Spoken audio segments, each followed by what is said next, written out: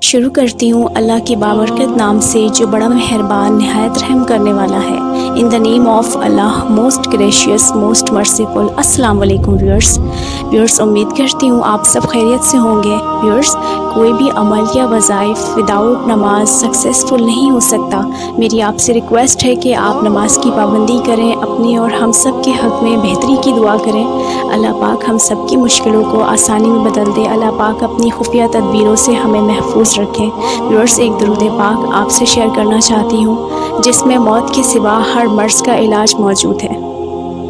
اللہم صلی علی سیدنا محمد طب القلوب و دوائها وعافیت الابدان و شفائها ونور الابصار و ضیائها وعلی آلہ و اصحابہ وبارک وسلم۔ اس درود پاک کو باوضو ہو کر مریض کو لکھ کر دیں کہ مریض اس کو لکھ کرے، اٹ مینس کہ اس کو چانٹے یا پانی میں گھول کر پلا دیں۔ شفا ہونے تک یہ درود پاک پڑھنا جاری رکھیں۔ انشاءاللہ عز و جل اس کی برکت سے مریض کو شفا ملے گی کہ اس میں موت کے سوا ہر مرض سے شفا موجود ہے۔ ایسا وظیفہ جو ہر بیماری کے لیے مفید ہو، مریض خود یا کوئی اور، یا سلامو